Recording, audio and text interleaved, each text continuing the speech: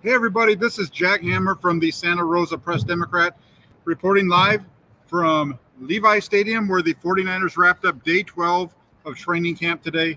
Let's get into what we saw. Let's get into the good. Let's get into the bad. Let's get into the ugly. All kinds of things happened today. Lots of interesting stuff to talk about. Let's start off with a couple of injury notes, though, really quick, just to hit on those, just to kick this thing off. Yesterday afternoon, we found out about Emmanuel Mosley, starting cornerback Emmanuel Mosley, dealing with a hamstring strain that's going to keep him out of practice for the rest of this week. The 49ers hope that they can get Mosley back on the field next week. We'll see. This morning, Kyle Shanahan broke the news on KNBR that the other starting cornerback, Charvarius Ward, is also dealing with a muscle strain that's going to be keeping him out for at least the next 2 weeks. So both of the 49ers starting quarterbacks on the sidelines for at least the next 1 to 2 weeks. We'll see how that goes. No Emmanuel Mosley, no Charvarius Ward this week, obviously, against Green Bay. We'll see if Mosley gets on the practice field next week when the team is in Minnesota, and we'll just have to go from there. There's still a long way to go. The first game of the season is on September the 11th, so just over a month away. Plenty of time for those injuries to heal up. But just wanted to make sure that we got that out of the way to start off with. So today, when we take a look at the 49ers passing game, I think it's important to note that both of the starting cornerbacks were not in there. In their place, on one side was Kadar Holman. The other side had Ambry Thomas. They also rotated in Diamador Lenore at times on the edge. And as far as in the slot, the primary slot was Sam Womack, the rookie fifth-round draft pick from Toledo. He was getting the starting reps today in the slot. So just kind of an idea of how the defense in the secondary was aligned. Even at linebacker, you had Oren Burks taking reps with the starters at linebacker as well, with one of the linebackers having a blue jersey on. Before we get too far into it, I want to hit up a couple of the folks in the comment section. Noticed we have our good buddy, Raphael 5629ers in the house. He says, "What's up, Jack? What's up?" And everybody, Raphael is a member of the Toolbox. That's why he's got that little $sign next to his name. He also wants to make sure that he's always so good at this, wants to make sure everybody likes and subscribes. And then we have 714 who says, let's go Niners. And let's get into what broke down today at camp. And we're going to start off with Trey Lance. Yesterday was Trey Lance's best days. He was 13 of 17 yesterday. But today, back to most of what we've seen from Trey Lance throughout the training camp. Up and down, mixed bag. Finished his day 9 of 19 throwing, had a few nice runs that were mixed in there. Lance, when you look at the numbers, everybody wants context, so here you go. There were several deep shots down the right sideline that fell incomplete, 4 in total. Those all taking place in the beginning of early portion of the practice today. Of those 4, one of those resulted in a long pass interference on the defense. So they weren't all for naught. One of them gave them a nice gain through a penalty. So that was a positive there. Also had a nice deep shot on his first throw. It was a deep ball to Deebo Samuel. It was well placed, tight coverage all around him. The ball fell incomplete. It bounced out of his hands. He wasn't able to hold on. That was one that was on the opposite side of the field. It's kind of hard to see from our angle on the field, at least where I was standing. But from what I understand from the folks that were up in the stands, that the ball hit him in the hands. Would have been a really nice catch on Samuel's part. But you had those 4 deep shots, the 1 pass interference on those. You also had almost had another interception by linebacker Fred Warner. It doesn't matter, I don't think, who the quarterback is, whether it's Trey Lance or the guy who was here last year or for the years prior. Whenever quarterbacks are throwing the ball over the middle, it seems like they're hitting linebackers in the hands. We know Fred Warner is one of the best in the game, but still, it's a constant where it's right around. It's hitting them. We saw that in training camp back in 2019. The reports of all the interceptions that were thrown in there, and how often Warner was getting them. He got one, almost had another one today. He already has 2 in camp. It wasn't just the deep passes, though. Those weren't the only misses that we had from Trey Lance today. In addition to those deep misses, there were inaccurate throws on a quick slant to Brandon Ayuk way behind him. He had to really reach back. The ball just barely tipped off his hands. There was a quick out by the tight end Tyler Croft that was a bad throw. And then there was a quick out that was thrown to Juwan Jennings a little bit too far out in front of him. So those are some of the other ones. In addition to the bad throws, inaccurate throws on the underneath game, there were a couple of passes that were batted down on rollouts. A couple of times there where Lance tried to roll out, get and on the move, had defensive ends get their hands up and knock the ball down. He also had we also saw another pass breakup by Samuel Womack in the red zone. So when you look into at the incompletions, just like it's been all through training camp, it's a mixed bag. Some of them are deep, some of them are short. The deep balls over their heads, the short throws inaccurate.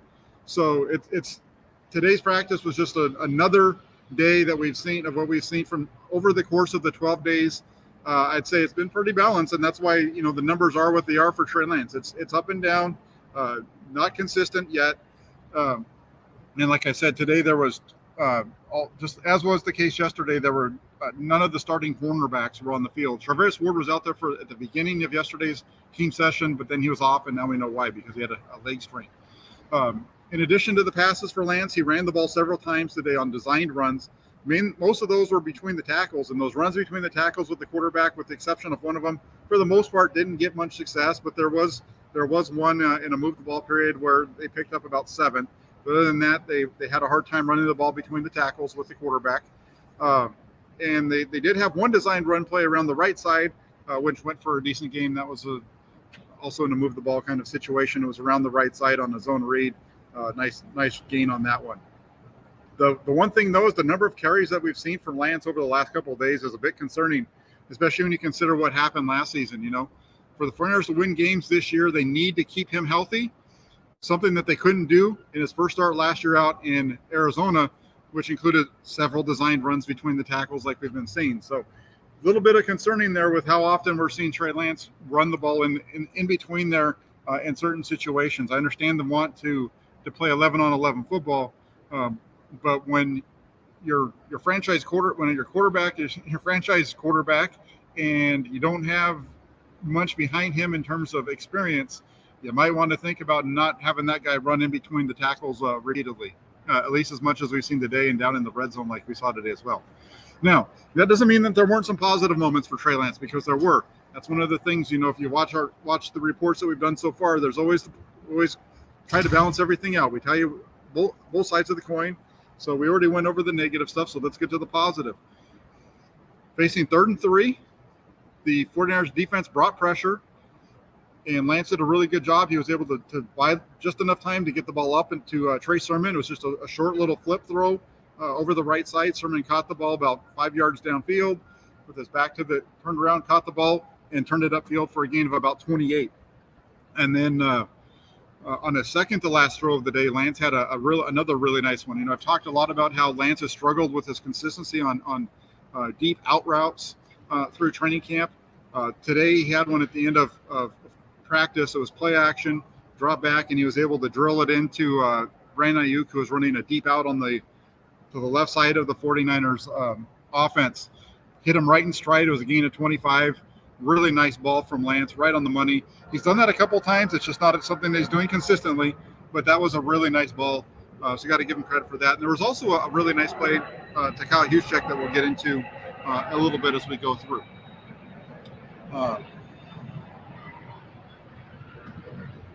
Hey, Kim, how you doing? Good to have you on board. And then V asked, Lance went 10 of 20 with backup cornerbacks. I had him in 9 of 19. There was one 10 to 20 if you want to include the pass interference ball, but otherwise it was 9 to 19. There was one that he threw away over to the left side, went over the sidelines and into the crowd and hit a little kid right in the eye. But that wasn't Lance's fault. It just happened to be where it was. But he was 10 to 20. But like I said, there were some good, there's some bad. It's a mixed bag. The 49ers, they moved the ball at times, and they didn't really do a full move the ball period where they started at like the 30 and worked their way all the way down. They worked in segments. They worked primarily on like 3rd and 5 situations, and then they went 3rd and 9, and then they went 3rd and 2nd or maybe it was 3rd and long. So they kind of did some situations like that. Then they put the ball down at the red zone, and then they went back and they did some more move the ball, but they were only trying to get they were only going as far as I think 1, maybe 2 first downs on that one. So, Armchair Quarterback asks, are those QB runs up the middle designed? We have a few big running backs running it up the middle. Hate to see Lance being used like a running back. Yes, those are definitely designed runs. If they were a scramble up the middle, I would characterize them as a scramble. But these were actual designed runs. Like 49ers like to do that, snap them the ball. It's almost like a little trap inside power with the quarterback. They've ran that quite a few times over the last few days. Yesterday, he had a couple of really nice runs on scrambles, which I think is what he's best at. But he also had a really nice zone read off the edge. If you're going to run Trey Lance, get him to the edges every once in a while. Maybe try to get him in the middle, but really more than often than not, try to get him where he can protect himself a little bit more. John wants to know, hey, Jack, as of now, would you consider this team a contender for this year? Absolutely. I think the 49ers are definitely a contender this year. When I looked at their schedule at the beginning of the year, I said 13-4. I think they have a roster that's good enough to get them there. The quarterback's going to have to make some plays.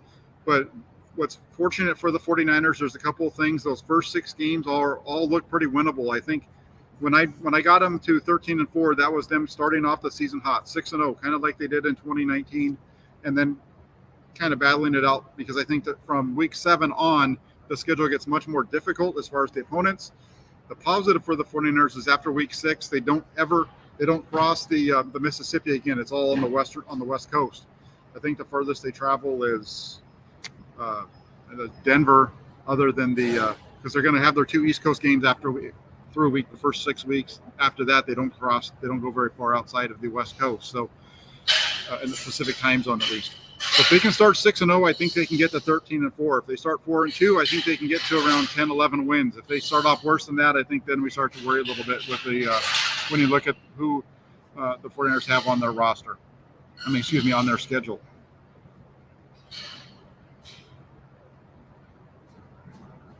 Lucas says, it looks like Lance is way better in move the ball periods. I think that's a good sign. Yes and no. He's definitely better at where he's at his best. The best move the ball periods with Trey Lance have been 2-minute drill situation. Both times they've done that. Those have been like the smoothest as far as Lance's performance in those move the ball periods. But yes, they are doing a better job of getting first downs. We're just not seeing them at least today, we didn't get the chance to see them just run a full move the ball period. So we didn't quite get to see that thing wrap up. But they had some nice plays. It was a little bit stop and start, but hey, when you pick up a 3rd and 4 with a completion on a check down to Kyle Juszczyk off of play action while you're booting to your left, that's a good thing. When you hit Brandon Ayuk for 25 yards, that's a really good play. So it's kind of hard to tell what's happening, what would have been the outcome of certain things as far as drives. But there was definitely some good things for Trey Lance today in terms of his performance.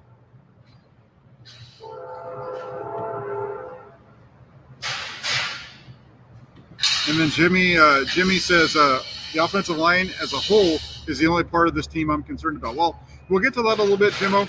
This is an offensive line that has been much better as they've gone through. It's funny how when Mike McGlinchey and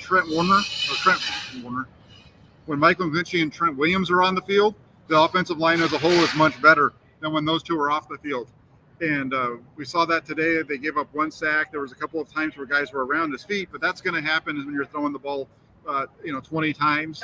You're going to have a couple of times where the quarterback's going to have people around him. But for the most part, the pressure wasn't too bad today, and they were able to make plays. Let's get on to off a little bit of Trey Lance. We can always come back to that later.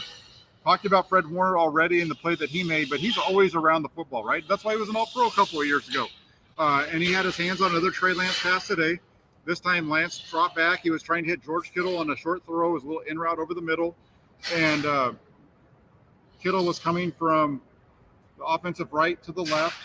Warner saw it, broke on the ball, had both hands on it, but wasn't able to hold on to it.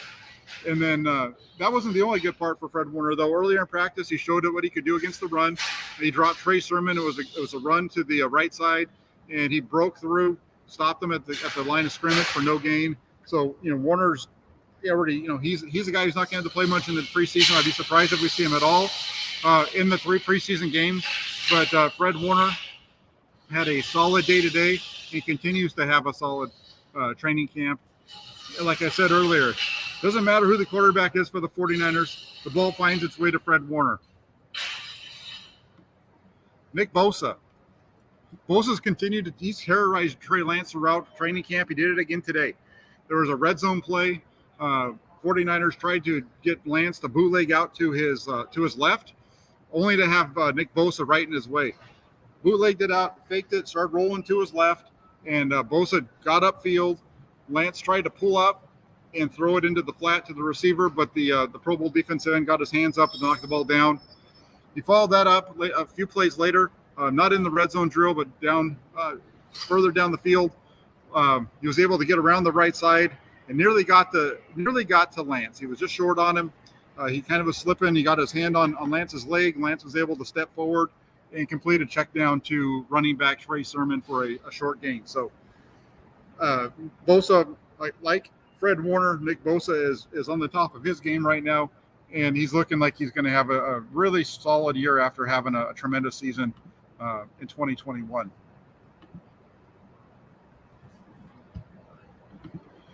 All right, so let me get to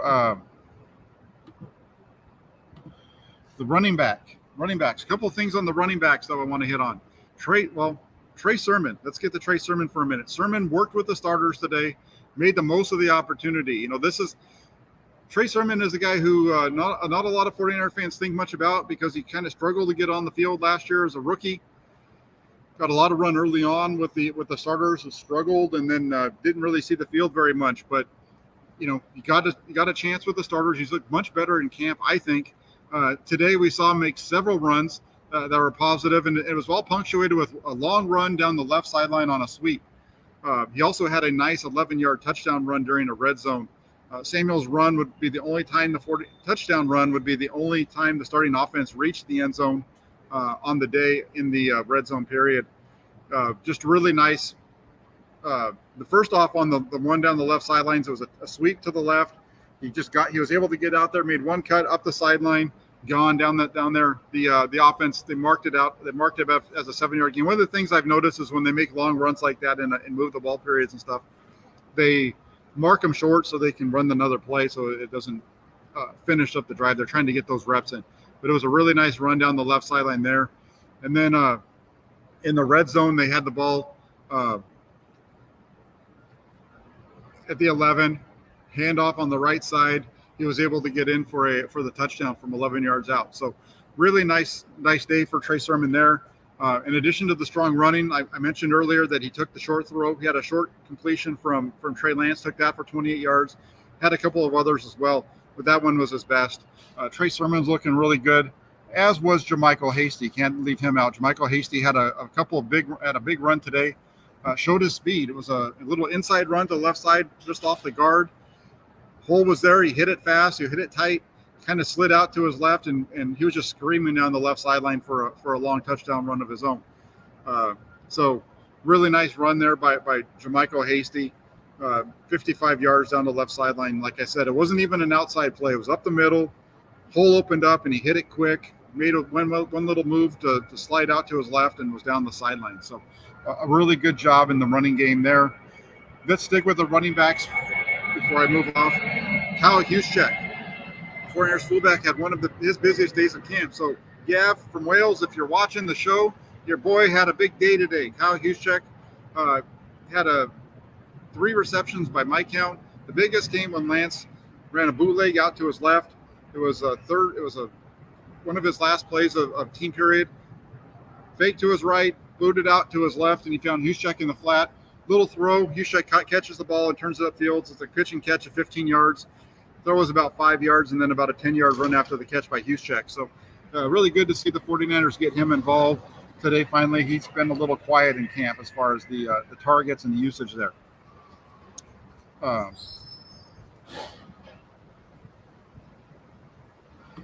Yeah, they were moving.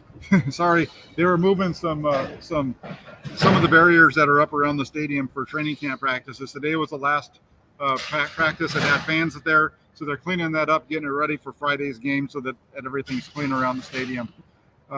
E. Kim wants to know, Jack, does Trey Sermon make the 53-man roster? Absolutely. I think if Trey Sermon's going to make this roster, Elijah Mitchell's going to make the roster, Ty Davis Price, and then it's a free-for-all for that last spot. If they're only going to go with 4, then that leaves you, it's either going to be JaMychal Hasty or Jeff Wilson Jr. or Jordan Mason. So that last spot's going to be a tough one to figure out. It's going to be a tight one there, I think.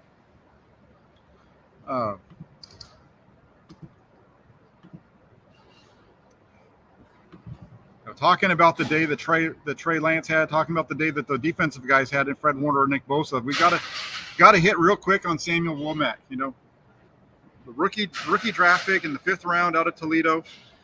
49ers have been bringing him along slowly, and today he got a chance with the starters in the play at nickel. For the second day in a row, Womack broke up a pass in the end zone to end a 49ers possession.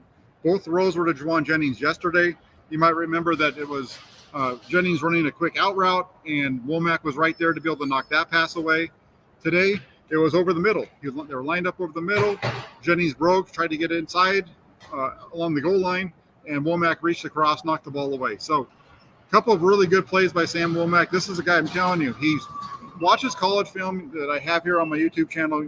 I broke it down there, some of his play from college. This is a guy that can cover his rear end off, especially in man coverage. It's showing up. The other thing, too, is that he's getting better and better in terms of his ability to stop the run. Talanoa Hufanga was asked after practice today a little bit about what he sees out of Samuel Womack. And that's one of the things that he mentioned was the toughness that Womack brings, his ability to fit in the run game. Even though he's a little bit undersized, he's a tough guy, and he's able to get in there. So have definitely seen that from Womack over the last few practices as the practices become a little bit more physical.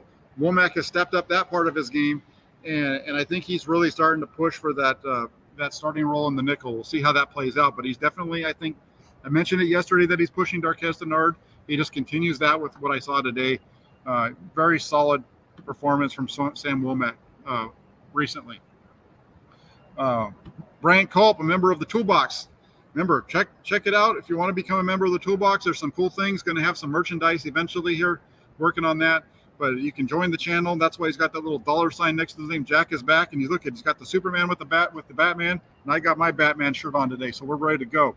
And then we got Donald Watson here, says, hi, Jack. Hey, Donald, good to have you on board. Thank you. QB2, I wonder if that is who was that? Dr. Disrespect. He was here yesterday. I wonder if he was here today. Or yesterday. I heard Ward and Mosley are both hurt. That's correct, Derek. Both Ward and Mosley are hurt. Mentioned that right at the top of the show. We found out about Emmanuel Mosley yesterday after practice that he has a hamstring strain that's going to keep him out. They're hoping that he'll return to practice next week. Found out this morning from KMBR when Kyle Shanahan was on his radio show with KMBR on the morning show there that not only is Mosley out with a hamstring strain, but Charvarius Ward has a strain as well that's going to keep him out for as long as the next couple of weeks. So Mosley, they're trying to hoping to get back next week. Ward, though, might not be back for a couple of weeks. So going to be tough there with the injuries to the group. Let's keep this thing rolling. Got a good group in here. Let's get on to we hit on Sam Womack. We hit on the running backs. We hit on Juice. Hopefully Gav's around and you didn't miss that one. Aaron Banks. Let's talk about Aaron Banks a little bit. You know, we had that comment earlier about being worried about how the offensive line is going to perform. It's all kind of rounding into shape. Aaron Banks had a really good day today from what I could see during team drills. Had some good reps during one-on-ones. Didn't get to see all of those today because I was watching the receivers and the cornerbacks matched up.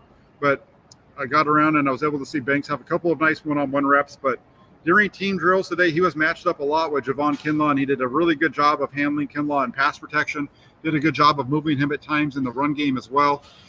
Banks had played left guard throughout his collegiate career at Notre Dame. He was working last year during training camp on the other side at right guard. Now that he's back over at that more familiar left guard, he looks much more comfortable and just continues to get better on a regular basis. He's going to miss some blocks. He's going to miss some plays. He's a first-year starter, just like we're going to see some missed blocks from on the other side over there at right guard. But look for Banks to continue to grow and improve, and I'm looking forward to seeing what he can do as we get into these preseason games, because I do think he'll be playing a good amount on Friday night. Jordan Willis, got a hit on him really quick. The defensive end dropped Ty Davis Price for a loss of 3 on a run. He also did a solid job of getting the edge, of setting the edge throughout practice today. There was a number of times they tried to run the ball off to his side. He was playing left defensive end quite a bit. A number of times they tried to run that way, and he did a good job of just standing it up and helping everybody else come and make the play. So really good day for Jordan Willis. Kamoko Teray has continued to be improving. Teray has, he's a really fast guy. He gets around the edge really quick. But in addition to that, he has a really good spin move, and it's a spin move because I think it's because he's so fast around the edge. The guys are trying to get out there to get to him, and he has the spin move that they just can't stop, because he gets going, he gets them trying to get out there to stop him, and he spins right back up underneath them, and they barely get a hand on him, and he gets to the quarterback. And today, he was able to get around undrafted rookie free agent Sam Schluter for a sack of Brock Purdy. So good play there by Kamoko Teray. Also want to talk a little bit about Ambry Thomas just real quick, because I've been hammering on Ambry Thomas really throughout training camp as far as for his struggles, how often he's been getting beat. He got some run today with the starters, had a decent practice out there. And then on top, they didn't even really try on the deep balls. They kept trying to go the other way over Holman, but they didn't really even test Ambry Thomas deep. But during one-on-ones, he was matched up with Deebo Samuel. Samuel tried to run a quick slant from the right, on the right side, going right to left, and Thomas was right there with them and was able to reach over and knock the ball away for a nice pass breakup. So a good rep from Ambry Thomas, a day which wasn't quite as bad as some of the other ones that we've seen, and quite frankly, I don't really know of any that I could say was just a really bad rep from Ambry Thomas today, even in team drills as well. And I'd be remiss if I didn't, as far as the quarterbacks go, if I didn't mention the day that Brock Purdy had. The rookie, he started his practice hitting each of his first four passes, including a deep shot down the left sideline, which hit Brandon Ayuk in stride. This was a beautiful pass down the left sideline. Ayuk was just running a go route down the left side. Purdy put that thing up right over the top of the defender, right over Ayuk's shoulder. Ayuk didn't even slow down. He was in full motion, and that ball got on him down the sidelines for a touchdown, I guess they would call it. But it's a really nice ball from Brock Purdy. He threw the ball 7 times today. The only ball that Purdy threw that hit the ground was a drop by Austin Mack. Other than that, he was 6 of 6. The only bad one was the ball to Mack. And it wasn't just underneath stuff too. Like I said, he had the deep shot down the left side to Brandon Ayuk. He also had a throw that Mack did catch on a deep out route to the left side that went for a gain of about 30. So a good day today for Purdy. Nate Sudfeld continues to put up solid numbers. Nate Sudfeld is a guy who's a solid backup. He doesn't take many risks. He'll check the ball down, gets the ball out of his hands, keeps the offense moving in that regard. Moves well with his legs as well. So good day for Purdy. Good day for Sudfeld as well. Let's see what we have in terms of the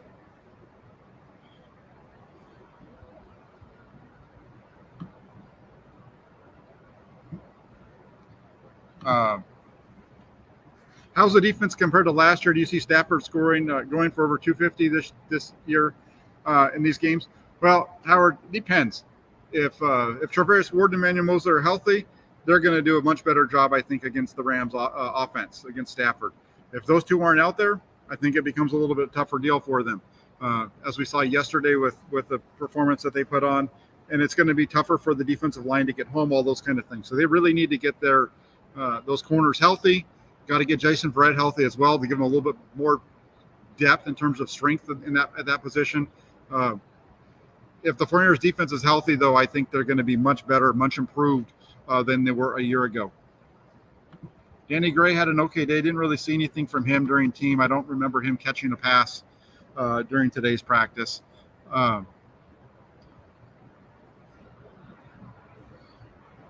Emiliano says, I like Austin Mack, so it's too bad that he dropped the ball. This team is so deep at wide receiver that everyone after wide receiver 3 basically needs to catch everything that comes their way. Max had a couple of those from Purdy. The one today hit was just and it's funny because they're both the same route. They're both a quick hitch. Just it's like 5 yards. You turn around, you present your chest to the quarterback. Today it was right there, hit him right between the numbers, and the ball just hit the ground.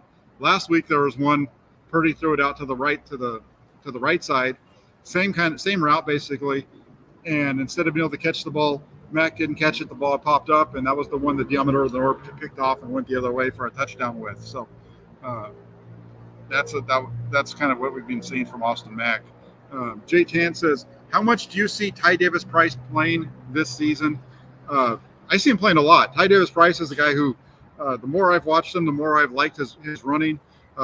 He was fun to listen to today during his press conference because he can't wait to get into the preseason game because he can't wait to start running through people.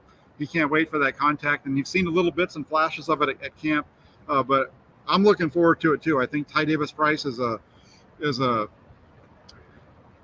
he has some really good moves. He's always working downfield. He's not a dancer. He's working his way down there. If you give him a crease, he's going to hit it.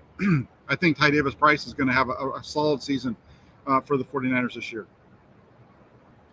Flav asks me, Jack, how do the Niners expect to win with such an inaccurate quarterback? Well, they're going to run the ball a lot. That's one thing. They're going to run the ball a lot. They're going to play action off of that. And between the run and the play action, the run game, if that gets rolling, the play action stuff is going to be a little, won't be quite so tight. And I think that they're going to be okay. There's certain things that Trey Lance does real well. I think that part of the deep throws today was trying to force him into to work on that because you can see them repping it so many times at the beginning of practice. I'm more concerned about the easy throws that are being missed. That just shouldn't be. The quick little out route to the tight end or to the running back, or even the one to the one to Brandon Ayuk and the one to Juwan Jennings. Those four misses are misses that just shouldn't be missed in the NFL. We hear about how everybody make fun of not throwing the ball deep. Well, when you're running a 5 yard out, or 5 yard route. If I could speak, it'd be a lot easier to do these shows. When you're running something 5 yards and the guy's open, you got to hit him. And that's been a little bit of struggle at times, but I think the 49ers are going to win based off of their strong defense, a running game, and they're going to get enough out of the passing game early on to keep them going. And hopefully by week 7 and through that, you'll see the quarterback really step into his own. He's going to still have some ups and downs throughout the year, but I think that you can expect maybe some more ups and downs because of the way that they're going about their business, and they're not going to ask him to necessarily air it out quite as much as what we've seen over the last couple of days. Yes, Josh, that's what I was just talking about. Kyle's going to, he's going to have a goal of running it 40 times. The 49ers want to run the ball. That they're at their best when they run the ball, and they don't want to have to throw the ball 30 or 40 times. Go back to Kyle Shanahan's team in Atlanta, which was, number 1 in the league in terms of points scored and everything. That offense was not one that was an air it out offense in terms of the number of times they were throwing the ball. They wanted to run the ball there as well. It's just that they were able to hit the ball down the field, hit passes down the field with, some really good wide receivers. They had a Pro Bowl quarterback in Matt Ryan who could deliver the ball on target everywhere to every level of the field. So that makes it a little bit different as well.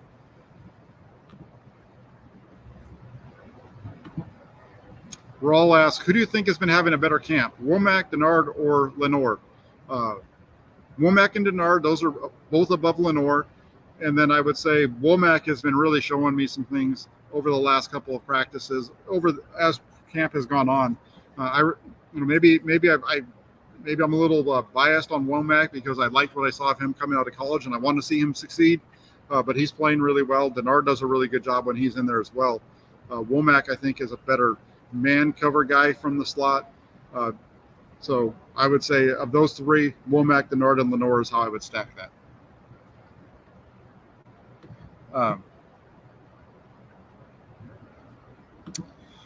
Ron wants to know, with Mosley and Ward hurt, when does Verrett get to practice? Which cornerbacks play against the Packers? Mosley and Ward, they're going to be out for a couple of weeks.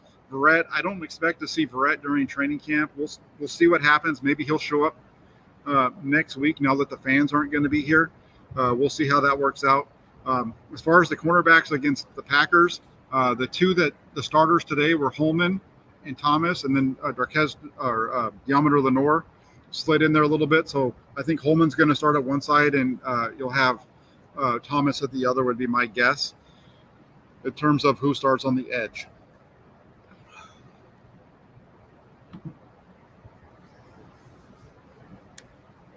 Yeah, and Ekim's right. Easy solution for young quarterbacks. Do what Pittsburgh did with Big Ben and what Seattle did with Wilson. Not complicated. Run the ball. Don't make them win the game. It's funny because the Steelers were able to have success later on as well with Roethlisberger, but up in Seattle, their best years with Russell Wilson were when they were a run-first team, and that's when they were winning their Super. That's when they were won their Super Bowl and got back to the Super Bowl the next year was when it was a run-first team.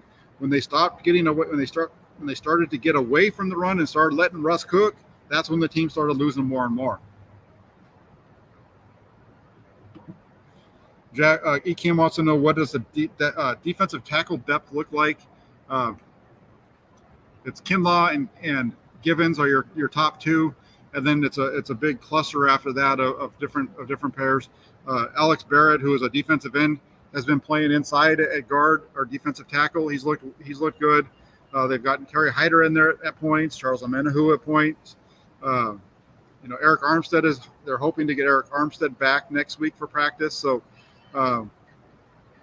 they still have Hassan Ridgeway, who's been dealing with some injuries. But Kevin Givens and Javon Kinlaw are your top two guys inside, and they've looked really, really solid during camp.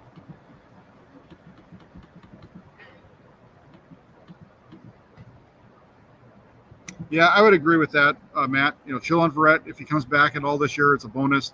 I think when you look at it just based off of what we've heard also from Kyle Shanahan, I think that you'll see Jason Verrett be a guy that starts the season off on the PUP list. I think that if you're looking for when Verrett's going to come back, I would say look for him somewhere between week 6 and 8. Maybe for a guy that's going to be there really down the stretch run. They don't want to bring him back too early. They feel like they brought him back too early back in 2019. So they want to give him some time to really be fully healthy, get a lot of work on the side. So I would expect to see him be a guy that comes in around the middle of the season, almost like a trade situation. I know it's not a trade, but it's almost like adding a player via a trade where he can all of a sudden come on and really help your team out as needed.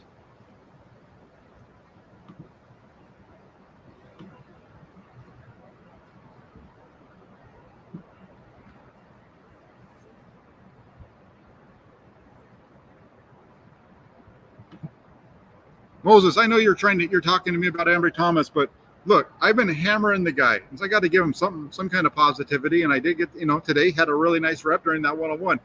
If I just come out here and I just rip the guys all the time, that's no good either, right? If they do something positive, let's talk about the positive. So the positive was was Ambry Thomas's pass breakup on the throw to Deebo Samuel on the one rep that I saw, and I thought that he had an okay day overall during team as well.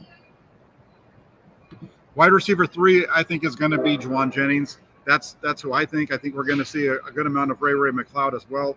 But I think it's going to be wide receiver 3 will be Juwan Jennings. Yeah, Dirk, who's also a member of the Toolbox. That's why that dollar sign's there. Says Kinlaw looks so big, and he is. The dude's huge. His legs are about as big around as mine put together. Just a big, solid guy. Good to see him getting as much work as we've seen him get this training camp. He's been getting a lot more work over these first 12 days than he got last year through those first 12. So really good to see Kinlaw getting in the work. And yes, he is a big dude. That's for sure.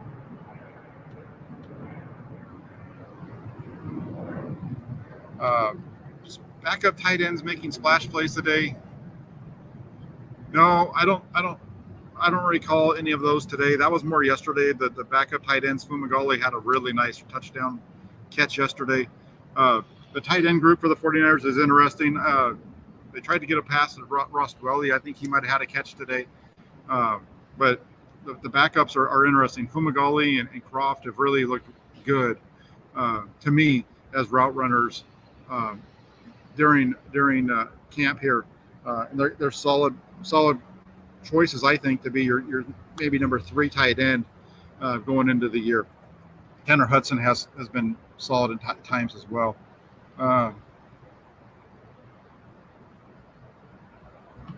All right, so we got Hanif Razak. He wants to know, how many touchdowns do you think Trey will throw, as well as how many yards and interceptions will he throw, and how many yards and TDs will he rush for?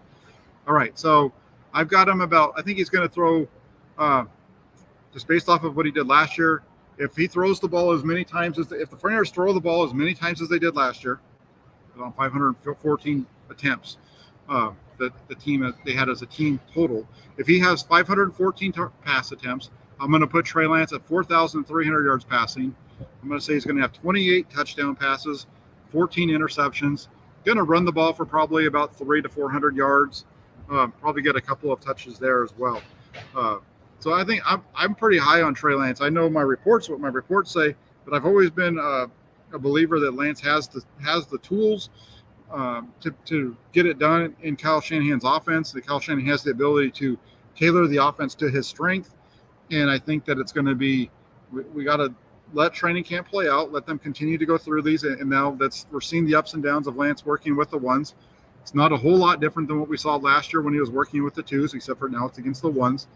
So let's let him continue to grow and build. Josh wants to know if they should go out and find a center. I think, they still have plenty of time. If they want to bring in a center like J.C. Treader or something like that, there's still plenty of time. We'll see how that works out. Should they? I think they're pretty happy with what they have in-house. I'm not sure. Treader is a solid offensive lineman who I think is probably overall better than these guys. But he's also played a lot. Brunskill hasn't played much center. What we've seen of him has been not too bad, not too good, kind of okay. Brendel has continued to be solid in camp as well. So it's kind of hard to say where they are and how much they need to get a center. But if they were to go out and get a guy like J.C. Treader, I wouldn't be shocked. It might surprise me a little bit because of where they are, but it wouldn't shock me. And I don't think it's going to be I'd be really surprised if they get a center like after training camp's done. I'd be really surprised by that, but we'll see. Who do you think are you trying to get me in trouble, D'Estrada? Huh? Says, who do you think is better, Trey or Jimmy? Come on now. Come on. No, it's a really a good question. They both have strengths and weaknesses that the 49ers offense works within the offense. I don't think it's so much Jimmy versus Trey as it is just 49ers having a starting worthy quarterback.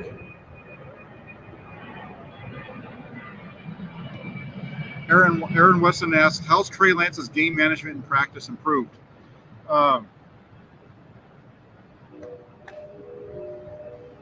That's a good question. That was actually a topic I was thinking a lot about on Monday during the off day, and especially was kind of questioning his game management. But he's done a good job during the move the ball periods of late. So in terms of his improvement, just taking what's there, I think that's the biggest thing. The biggest problem with it is he's had a couple of times where he's turned the ball over deep on his own end. He had the pick six and he had the interception to Fred Warner, which were both deep on his side.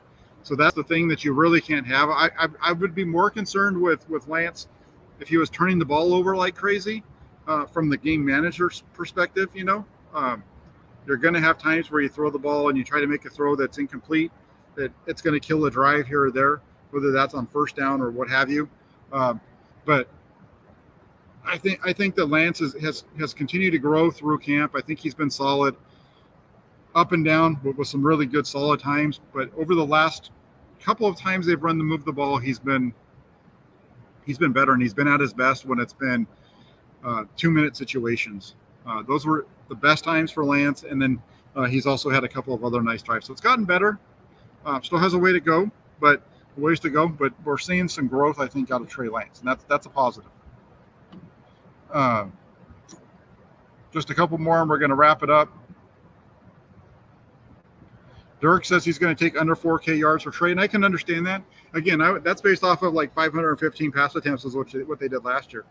If they back that up because they're running the ball a lot, and so he's throwing the ball, only 20 times a game, that's only going to be 340 passes. 340 passes, he's not going to get close to 4,000. Might be in the mid threes. So it's just going to depend on how much he throws. But if he's throwing as much as they did last year, I think he gets over 4.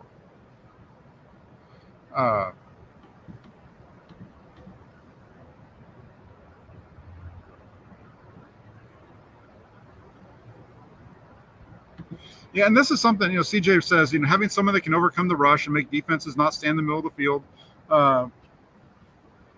ready for everything is far better than what they had when they had Jimmy Garoppolo. And there's definitely truth to that.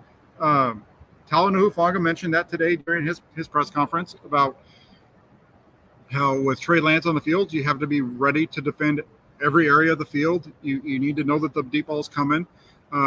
There's that area. There's also the run game, the running of Trey Lance. I think he's he's one of those guys where he's going to beat you with their legs. So if you go out in man coverage and you get pressure on him, but you don't get to him, that's going to be a big gain. He's going to try to throw it, but he's not. If you turn your back to him and you let this guy start to get going, Trey Lance is going to beat you there. But he really can hit all levels of the field at times, and got to see some more consistency with some of what he's doing. But I think he's going to, you're going to see a quarterback that puts pressure on other areas. Oscar asked, how's Kinlaw doing? I mentioned that earlier. Kinlaw is doing well. He's definitely healthier and showing some really positive things that are helping, that I think bode well for the team in 2022. We'll see how it all plays out.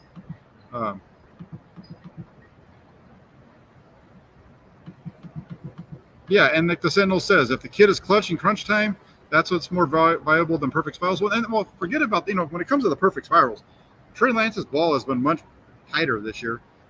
There's wobbles happen to quarterbacks, but he's had far fewer wobbles this year than he had last year. The ball's been much better coming off his hand, much better than he was before.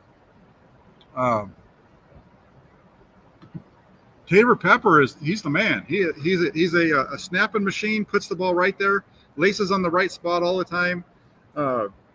There's no way that he should be a 40 when it comes to Madden. That guy should be like a 98 when it comes to snaps on Madden. His ability to snap it back there. They should have on Madden. They should have a thing where when your snapper, if you have a really good long snapper, there's fire coming off the ball, and that would be Tabor Pepper with his snaps.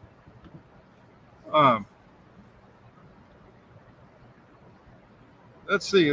We're getting close to it. I gotta try to drive home here at some point, but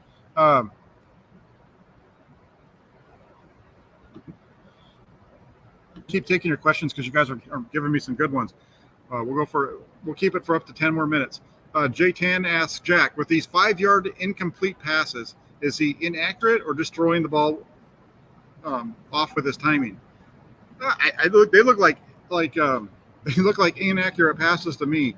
When you've got a guy that's open and running a quick out, and they're having to go like this, that's a accuracy issue. When you got a guy running a quick slant and he's reaching back like this, that's an accuracy issue. There are times too when Lance struggles when he's got people around him, or he's got to get the ball out of his hands quicker. Like he's back there and all of a sudden he's getting pressure. Oh shit! I got to get the ball over to this guy with his check down. Sometimes those are issues as well. So it's a mixed bag of that. But like in today's practice with the incompletions that we saw, those short incompletions, those were just poorly thrown balls.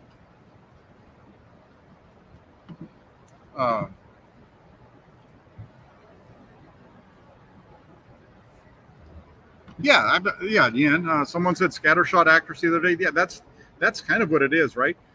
I know there's a sense that there's a difference between consistency and accuracy, and that right now, is Trey Lance an accurate thrower? Yes, at times. Is he consistently accurate? No. And that's what separates the quarterbacks in the NFL. The best quarterbacks are consistently accurate. The ones that are down the lane in the NFL are inconsistent with their accuracy. And right now, that's where Trey Lance is. He's inconsistent with his accuracy. It's something that he needs to improve on. We've seen him have some good days and some bad days. Today was one that was a little rough, but just keep putting him out there, keep letting him work at it. We still have a month to go before week 1. as far as practice for the 49ers. I think Hanif must be Hanif is a fantasy football player because he wants to get all my predictions. I don't have predictions for everybody.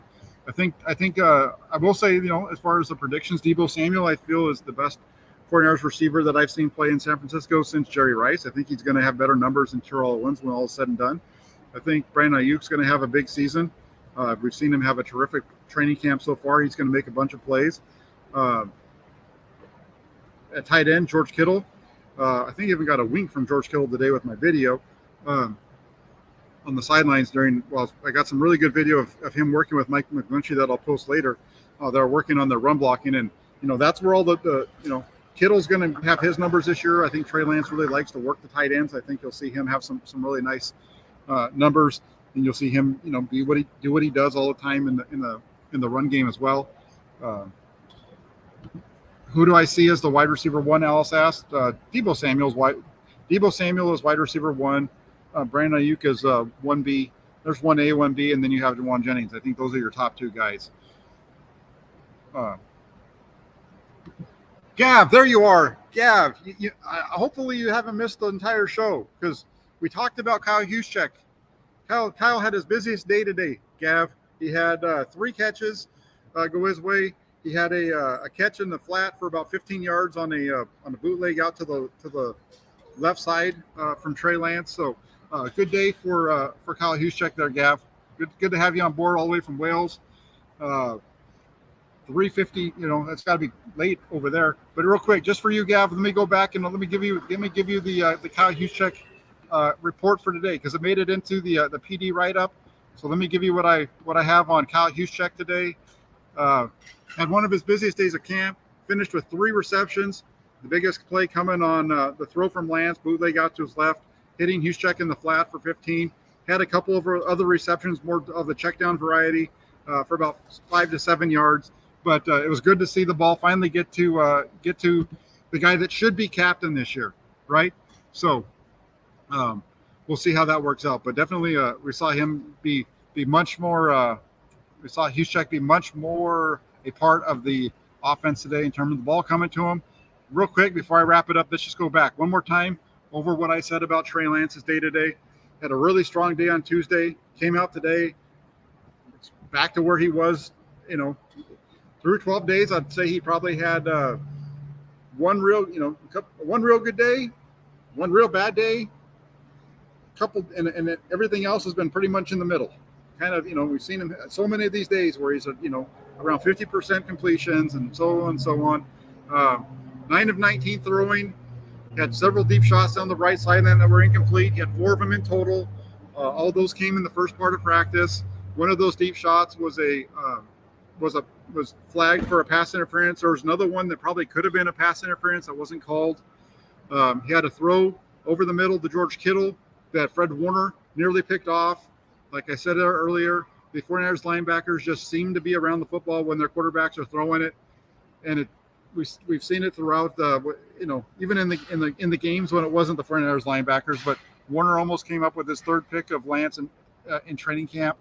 But in addition to those 4 deep misses, there were some inaccurate throws on short passes as well. A quick slant to Ayuk that was way behind him. A quick out to Tyler Kroft that was way out in front of him, as well as one to Jennings. And then he had a couple of passes that were batted down on rollouts by the defensive ends. And then you had the Sam Womack with a nice pass breakup. So that's the day for Trey Lance. He also had some positive moments, though. I don't want to just make it like it was a negative. Like, as I mentioned earlier, 4th and 3, 49ers brought pressure. Lance flipped one over to Trey Sermon for a little check down.